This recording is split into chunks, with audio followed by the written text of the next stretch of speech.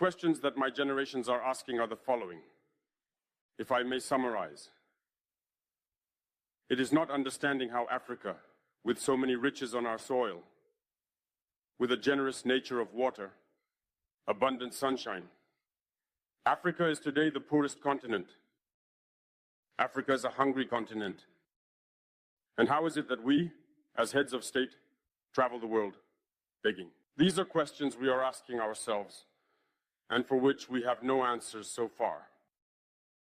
We have the opportunity to forge new relationships, and I hope these relationships can be the best to provide a better future for our peoples.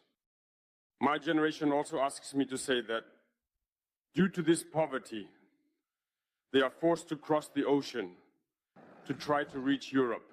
They die in the ocean, but soon they will not cross because they will come to our palaces to seek their daily sustenance.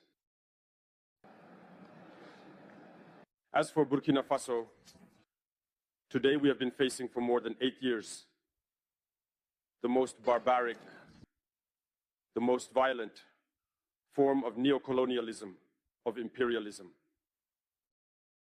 The slavery that they still tend to impose on us. Our predecessors taught us one thing well. The slave who is not capable of assuming his revolt does not deserve pity for his fate. We do not pity ourselves, and we do not ask anyone to pity us. The Burkinabe people have decided to fight against the terrorists in order to revive their development. In this struggle, brave peoples, courageous populations have committed to taking up arms against terrorism. Those whom we have affectionately called the VDP, the volunteers. We are surprised to see the imperialists label these VDP as militias and all sorts of things.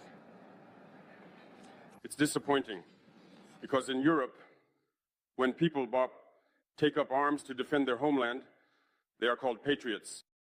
Our grandfathers were deported to save Europe.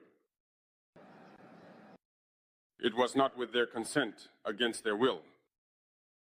And well, upon their return, we remember well that in Tiaroye, when they wanted to claim their basic rights, they were massacred.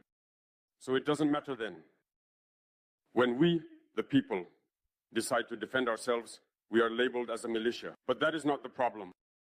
The problem is seeing African heads of state who bring nothing to these people who are fighting, but who sing the same tune as the imperialists by labeling us as a militia, by calling us people who do not respect human rights.